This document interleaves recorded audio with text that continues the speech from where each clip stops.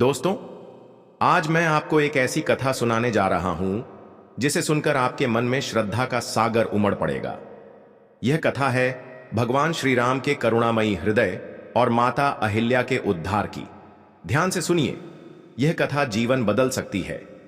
अयोध्या के महाराज दशरथ के आदेश पर जब श्री राम और लक्ष्मण गुरु विश्वामित्र के साथ यज्ञ रक्षा हेतु जंगलों में विचरण कर रहे थे, तब वे एक ऐसे स्थान पर पहुंचे जो वीरान था, सुनसान था। वहां न पक्षियों की चहचहाहट थी, न ही हरियाली की महक।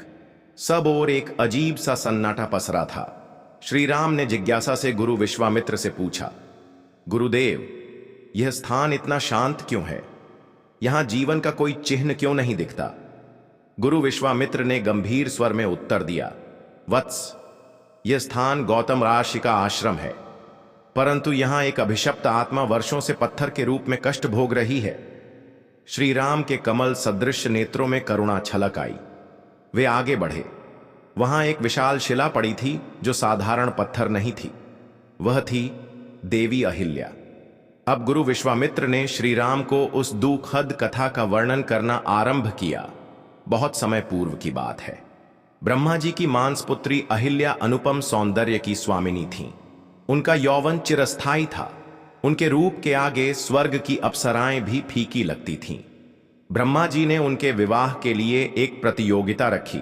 जो तीनों लोकों की परिक्रमा सबसे पहले करेगा, वही अहिल्या से विवाह करेगा। देवराज इंद्र और अन्य देवता भी इस प्रतियोगिता में भाग लेने आए, परंतु गौतम ऋषि ने अपनी बुद्धिमत्ता से कामधेनु गाय की परिक्रमा कर ली, जो तीनों लोकों से श्रेष्ठ मानी जाती थी। ब्रह्मा जी ने अहिल्या का विवाह गौतम ऋषि से करवा दिया। देवराज इंद्र इस विवाह से ईर्ष्यालु हो गए और एक दिन जब गौतम ऋषि स्नान हेतु आश्रम से बाहर गए, तब इंद्र ने उनका वेश धारण कर अहिल्या के समीप जाने का दुस्साहस किया।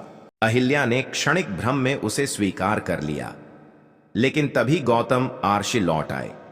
उन्होंने इंद्र को पहचान लिया और अपने क्रोध में अहिल्या को शाप दिया, तुमने पवित्रता का उल्लंघन किया है। जाओ, पत्थर की शिला बनकर वर्षों तक कष्ट भोगो। जब मर्यादा पुरुषोत्तम श्री राम तुम्हें स्पर्श करेंगे, तभी तुम्हें मुक्ति मिलेगी। देवराज इंद्र को भी श्राप मिला, परंतु अहिल्या वर्षों तक पत्थर की शिला बनकर पड़ी रहीं। धरती ने उनकी पीड़ा को अपने भीतर समा लिया। हवा भी उनके रुदन की गूंज से सहम गई। न दिन का भान रहा, न रात का, बस एक लंबा अंधकारमय इंतजार। और अब वही क्षण आया था। श्री राम, करुणा के अवतार, प्रेम के साक्षात प्रतिरूप, अहिल्या के समीप आए। उनके चरणों का स्पर्श होते ही पत्थर में कंपन होने लगा। धरती कांप उठी, आकाश में घंटा ध्वनि गूंज उठी, और फिर उस शिला से एक दिव्य प्रकाश फूटा। अहिल्या अपने वास्तविक स्वरूप में प्रकट हुई, तेजस्विनी, रूपवती, परंतु आंखों में पश्चाताप और कृतज्ञता के आंसू लिए।